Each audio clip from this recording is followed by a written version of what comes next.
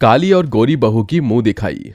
रिया बहू, इस कलश को अपने दाएं पैर से गिराकर घर के अंदर प्रवेश करो और रमा तू भी अपने दाएं पैर से कलश गिराकर प्रवेश कर। याद रखियो, कलश दाएं पैर से गिराना है, बाएं पैर से नहीं। पता चले कि घर में आने के साथ ही अपशगुन कर दिया, अपने इस काले मनहूस रंग की तरह। कविता, नई नवेली बहू के साथ ये तुम कैसा बर्ताव कर रही हो? अभी तो इस बेचारी ने घर में प्रवेश भी नहीं किया है और तुम अभी से ही इसे ताने दे रही हो। तुमसे कितनी बार कहा है कि इंसान का रंग ही हमेशा जरूरी नहीं होता है। इंसान की पहचान उसकी खूबसूरती से नहीं बल्कि उसकी सीरत और इंसानियत से की होती है। आप तो चुप ही रहिए जी। आपके चक्कर में मैंने अपने बेटे की शादी इस काली कलूटी से करवा दी, वरना मेरे रोहित के लिए तो इतनी अच्छी अच्छी लड़कियों के रिश्ते आ रहे थे। माँ, मुझे अच्छी सुंदर लड़की नहीं चाहिए, बल्कि एक ऐसी लड़की चाहिए जो जिंदगी भर मेरा साथ निभा सके, और वो सारी चीजें मुझे रामा में दिखती हैं। चुप कर, तू बड़ा आया पिता का चमचा। इस घर की मुखिया मैं हूँ, तू नहीं समझा तो जो मैं चाहूंगी वही होगा। अपनी सास की बातें सुनकर घूंघट में खड़ी रमा की आंखों में आंसू आ जाते हैं। रमा दिखने में काफी काली होती है, लेकिन रमा एक सर्वगुण संपन्न लड़की होती है। रमा के काले रंग की वजह से रमा की सास कविता उसे बिल्कुल भी पसंद नहीं करती है। उसके काले रंग को लेकर वो उसे ताने देती है, लेकिन रमा के ससुर और पति कविता से बिल्कुल अलग होते हैं और वो रमा को बहुत ज्यादा प्यार करते हैं। राहुल, रिया, तुम दोनों कमरे में चले जाओ और जाकर आराम कर लो, काफी थक गए होगे। हाँ बेटा रोहित, तुम भी रमा को कमरे में ले जाओ, तुम दोनों भी आराम कर लो। रमा कहीं नहीं जाएगी। रमा तू मेरे साथ चल, कल मुंह दिखाई की रस्म है तो बहुत सारे मेहमान आने वाले हैं, तो उनके लिए बहुत सारी चीजें बनानी है। मैं भी कब तक अकेले काम करती रहूंगी। आ जा मेरे साथ किचन में, मेरा हाथ बटवा। माँ, अभी तो रमा को आए हुए 1 घंटा भी नहीं हुआ है और आप उससे अभी से काम करवा रही हो। अभी तो उसके हाथों की मेहंदी भी नहीं गई है। माँ, आज हमारी सुहाग रात है, आज के दिन रमा को मेरे साथ रहने दीजिए ना। शर्म नहीं आ रही तुझे अपनी माँ से ऐसी बातें करते हुए? सुहाग रात है तो क्या हुआ, रमा तुझे छोड़कर कहीं भाग तो जाएगी नहीं। आज नहीं तो कल बना लियो सुहाग रात। और तू खड़ी खड़ी क्या देख रही है, चल मेरे साथ। कविता के आगे घर में किसी की भी नहीं चलती है, जिसके बाद कविता रमा को किचन में ले जाती है और उसे सारे काम बताकर खुद जाकर सो जाती है। और बेचारी रमा रात भर दुल्हन के कपड़ों में बैठकर ही मेहमानों के लिए खाना बनाती है। और सुबह होते ही रमा अपने कमरे में जाती है और तैयार होकर बाहर आती है। सुबह सुबह इतना बन ठन कर कहाँ जा रही है? माँ जी, आज मुंह दिखाई की रस्म है ना, इसलिए मैं तैयार हो गई। काहे की मुंह दिखाई? तो जैसी काली लड़की को मैं अपने घर की बहू बनाकर ले आई, इतनी बेइज्जती कम है क्या मेरे लिए जो तेरी मैं मुंह दिखाई करूं और पूरे मोहल्ले भर में अपनी ओर बेइज्जती करवाऊं? तेरी कोई मुंह दिखाई नहीं होगी। मुंह दिखाई के समय तू घूंघट करके काम करने चली जाइयो। रिया बहू की मुंह दिखाई की रस्म के लिए ये लहंगा लेकर आई हूँ, तेरे गोरे रंग पर ये लहंगा खूब जमेगा। जा जाकर तैयार हो जा, कुछ ही देर में मुंह दिखाई की रस्म शुरू हो जाएगी। इतना कहकर कविता वहां से चली जाती है और बेचारी रमा बस रोती रह जाती है। अपनी सास को रमा के साथ ऐसा करता देख रिया को कोई भी फर्क नहीं पड़ता है। वो तो ये सब देखकर बहुत खुश होती है। अपनी सास के कहे मुताबिक रमा घूंघट ओढ़े किचन में चली जाती है और खाना बनाने लगती है। कुछ ही देर में सारे मोहल्ले वाले आ जाते हैं और रिया की मुंह दिखाई की रस्म शुरू कर देते हैं। अरे वाह कविता बहन, तुम्हारी बहू तो सच में बहुत सुंदर है। कहाँ से लेकर आई हो ये चांद का टुकड़ा? ये तो बस नसीब की बात है। लेकिन तुम्हारी दूसरी बहू कहाँ है? वो दिखाई नहीं दे रही है। उसकी जरा तबीयत ठीक नहीं है, इसलिए मैंने उसे आराम करने को कहा है। तुमने बताया नहीं, तुमने घर के काम के लिए नौकरानी को रख लिया। वो जो काम कर रही है तुम्हारी नई नौकरानी है क्या? हाँ सही कहा, घर के काम काज इतने बढ़ गए तो मैंने सोचा कि एक नौकरानी को ही रख लेती हूँ। हम सब कब से यहाँ पर बैठे हुए, कुछ खाने पीने का इंतजाम करो। जिसके बाद कविता अंदर जाती है और रमा से सबके लिए चाय नाश्ता लाने को कहती है। रमा घूंघट ओढ़े, आंखों में आंसू लिए सभी को चाय नाश्ता देती है। ऐसे ही समय बीतता रहता है। कविता हमेशा रमा को घूंघट में ही रखा करती थी और उसे कहीं पर भी बाहर जाने नहीं दिया करती थी। रिया घर में एक भी काम को हाथ नहीं लगाती थी और पूरा दिन घर में सिर्फ आराम करती थी। बेचारी रमा को ही घर के सारे काम काज करने पड़ते थे, लेकिन इस बात से ना कविता और रिया को बिल्कुल भी फर्क नहीं पड़ता। वो तो बस हमेशा उसके काले रंग को लेकर उसे ताने दिया करती थी। ए काली कलूटी, इधर तो आ, मेरे पैरों में ना बहुत दर्द हो रहा है, जरा इनकी मालिश तो कर दे। क्या? मैं? लेकिन रिया, तुम तो देख रही हो ना कि घर में इतने सारे काम पड़े हैं। तो क्या हुआ? भूल मत, इस घर में तेरी हैसियत किसी नौकरानी से कम नहीं है। तू बस नाम के लिए इस घर की बहू है, वरना तू एक नौकरानी है, और एक नौकरानी का काम होता है अपनी मालकिन की बात मानना। तो आ और आकर मेरे पैर दबा। रिया, जैसे तुम इस घर की बहू हो वैसे ही मैं भी इस घर की बहू हूँ। भले ही तुम और माँ जी मुझे मेरे काले रंग को लेकर हमेशा ताने मारो, लेकिन इसका मतलब ये नहीं कि मैं इस घर की नौकरानी बन जाऊंगी। इंसान का रंग ही हमेशा सब कुछ नहीं होता है। तेरी इतनी हिम्मत कि अब तू मुझे ज्ञान देगी? इतना कहकर रिया रमा को एक जोरदार थप्पड़ मार देती है कि तभी वहां कविता आ जाती है। रिया बहू, ये आवाज कैसी आ रही है? देखिए ना माँ जी, लगता है आपकी ये काली बहू अपनी औकात भूल गई। इसकी इतनी हिम्मत कि ये मुझे ज्ञान दे रही है। क्या? तेरी इतनी हिम्मत कि तू अब हमें ज्ञान देगी? अरे तेरी औकात ही क्या है? तेरी औकात सिर्फ एक नौकर जितनी है, और तुझे जितनी जल्दी हो इस बात को समझ जाना चाहिए। ये तेरे लिए ही अच्छा होगा। तू कभी भी इस घर की बहू का दर्जा नहीं पा पाएगी, समझी? कविता और रिया की बातें रमा के दिल में एक खंजर चुभने का काम करती है। ऐसे ही समय बीतता रहता है, लेकिन रिया और कविता के बर्ताव में जरा भी बदलाव नहीं आता है। एक दिन रिया, रमा और कविता गाड़ी में बैठकर मंदिर जा रहे होते हैं कि तभी उनकी गाड़ी का एक्सीडेंट हो जाता है। एक्सीडेंट में रिया और कविता को काफी गहरी चोट आई होती है, जिस वजह से वो बेहोश हो जाते हैं। लेकिन रमा होश में होती है, जिसके चलते रमा जल्दी से कविता और रिया को हॉस्पिटल ले जाती है। रमा भी काफी घायल होती है। हॉस्पिटल पहुंचने के साथ ही रमा भी बेहोश हो जाती है, जिसके बाद डॉक्टर सबका ट्रीटमेंट करते हैं। ट्रीटमेंट करने के बाद सभी को होश आ जाता है। जब ये सारी बात घर के बाकी लोगों को पता चलती है तो सभी हॉस्पिटल आते हैं। डॉक्टर साहब, मेरी पत्नी और मेरी बहुएं ठीक तो हैं? उन्हें ज्यादा गहरी चोट तो नहीं आई है ना? देखिए, घबराने की कोई बात नहीं है। आपकी पत्नी और बहुएं सब ठीक हैं। आपको रमा जी का शुक्रिया अदा करना चाहिए। अगर आज रमा जी उन्हें समय पर हॉस्पिटल लेकर नहीं आती तो ज्यादा खून बह जाने की वजह से उन्हें बचाना मुश्किल होता। डॉक्टर की बात जब रिया और कविता को पता चलती है, दोनों को अपनी गलती का एहसास होता है, जिसके बाद वो रमा से माफी मांगती हैं। मुझे माफ कर दे बहू, मुझे अपनी गलती का एहसास हो गया है।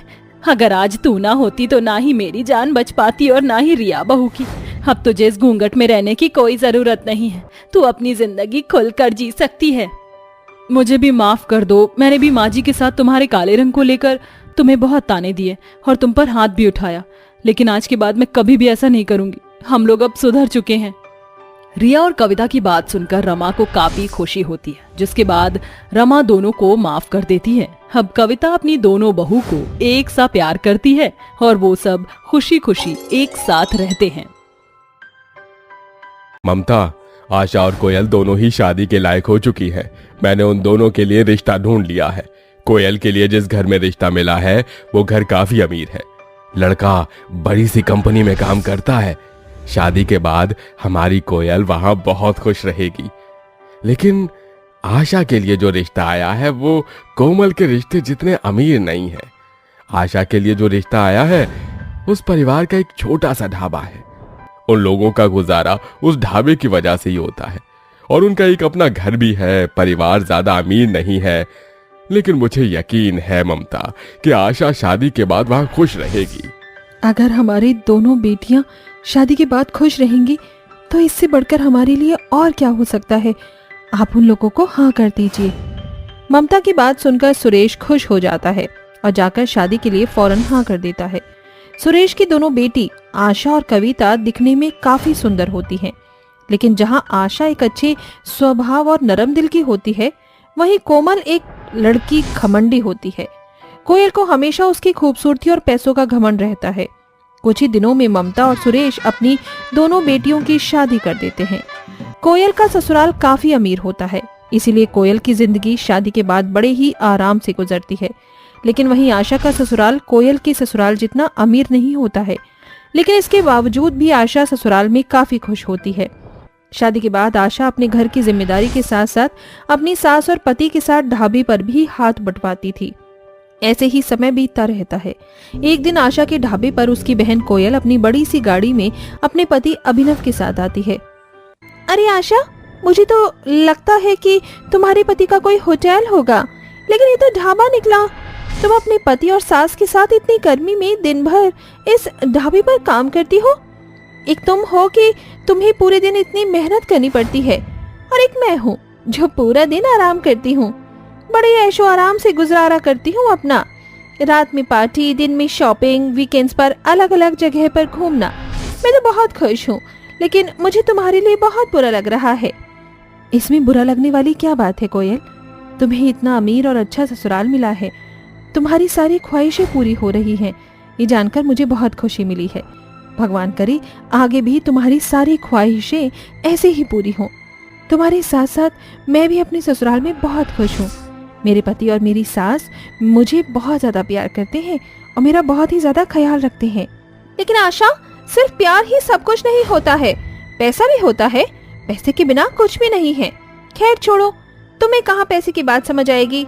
जितना हम लोग एक दिन में पैसा उड़ाते हैं, उतने पैसे तो तुम पूरे महीने भर में भी नहीं कमा पाते होगे। कोयल की बात सुनकर आशा के पति मोहित और सास सुनीता को काफी बुरा लगता है। कोयल और अभिनव के जाने के बाद मोहित आशा से कहता है, आशा, मुझे माफ कर दो, मैं तुम्हें शादी के बाद कोई भी खुशी नहीं दे पाया। खुशी तो बहुत दूर की बात है, मैं तो तुम्हें एक छोटा तोहफा भी नहीं दे पाया। तुम पूरा दिन घर का काम करती हो, लेकिन इसके बावजूद भी तुमने मुझसे आज तक कुछ भी नहीं मांगा। तुम फिक्र मत करो, मैं बहुत मेहनत करूंगा, तुम्हें तुम्हारी सारी खुशियां ला कर दूंगा। मेरी जिंदगी में आप जैसे पति और माँ जी जैसी सास हैं, इससे बढ़कर मेरे लिए और क्या ही खुशी हो सकती है। मैं इसी से बहुत खुश हूँ। नहीं आशा, हम कब तक ऐसे ही रहेंगे? कल को हमारे बच्चे भी होंगे तो हमें उनका भी तो देखना है। मैं तुम्हें और माँ को एक बड़े से घर में रखना चाहता हूँ और जिंदगी के सारे ऐशो आराम देना चाहता हूँ। इसके लिए मुझे जितनी मेहनत करनी होगी मैं उतनी मेहनत करूंगा। आपको इसके लिए ज्यादा मेहनत करने की कोई जरूरत नहीं है। हम अपने ढाबे के काम से ही अमीर बन सकते हैं। कैसे आशा? तुम तो जानती हो ना कि हमारी दिन भर में कितनी कम कमाई हो पाती है और ग्राहक भी इतने कम ही आते हैं। ऐसे में हम ढाबे के काम से अमीर कैसे बन सकते हैं? हम दूसरे ढाबों के मुकाबले अपने ढाबे में खाने का दाम कम कर देंगे और 1 से 2 सब्जी और बढ़ा देंगे, जिससे लोगों को कम दाम में अच्छा खाना मिलेगा और ज्यादातर लोग हमारे ढाबे पर ही खाना खाने के लिए आएंगे।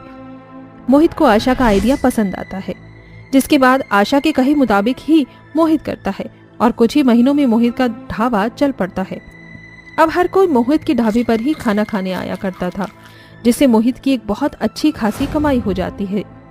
धीरे धीरे मोहित अब ढाबे से एक बहुत बड़ा रेस्टोरेंट खोल लेता है और देखते ही देखते साल भर में मोहित और आशा की मेहनत से वो लोग बहुत सारे रेस्टोरेंट और होटल खोल लेते हैं, जिससे उनके पास एक बहुत बड़ा घर और कई सारी गाड़ियां होते हैं। अब आशा की जिंदगी भी काफी ऐशोआराम में गुजरती है और वो सभी खुश होते हैं। लेकिन जहां आशा की जिंदगी में सारी खुशियां होती हैं, वहीं कोयल की जिंदगी की सारी खुशियां खत्म हो जाती हैं। कोयल के पति अभिनव को बिजनेस में एक बहुत बड़ा लॉस हो जाता है, जिसके चलते अभिनव के सारे पैसे डूब जाते हैं। आशा और मोहित ने कुछ समय पहले ही एक बहुत बड़ा होटल खोला होता है, जिसकी पार्टी में आशा अपनी बहन को इनवाइट करने जाती है। आशा और मोहित जैसे ही उनके घर में जाते हैं तो कोयल और अभिनव को हो रही लड़ाई से वो सारी बातें जान जाते हैं। कोयल, तुम्हारे साथ इतना सब कुछ हो गया, लेकिन तुमने मुझे एक बार भी नहीं बताया। तुमने मुझे अपनी बहन नहीं समझा क्या?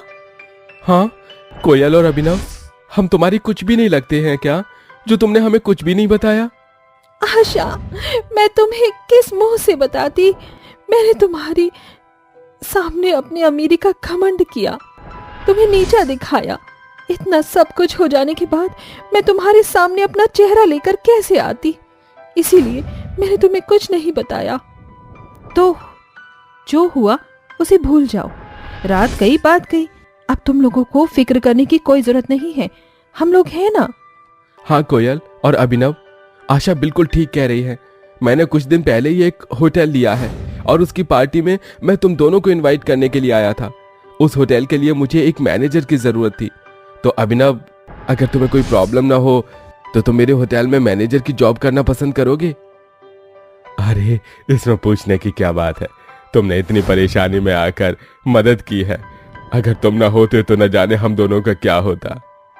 आशा, मुझे माफ कर दो। तुमने सही कहा था कि पैसा ही सब कुछ नहीं होता है, इंसानियत भी चीज होती है। आज तुम्हारी इंसानियत की वजह से ही मैं और मेरे पति की जिंदगी में बदलाव आ पाया है। अगर तुम दोनों ना होते तो ना जाने हम दोनों का क्या होता। मेरे पैसों का घमंड टूट टूट कर चूर हो चुका है। इतना कहकर कोयल आशा के गले लगकर रोने लगती है। आशा को अब उसकी जिंदगी में एक अच्छा सबक मिल चुका था। मोहित अभिनव को अपने नए होटल में मैनेजर की पोस्ट दे देता है, जिससे अभिनव और कोयल की जिंदगी अब अच्छी खासी गुजरने लगती है।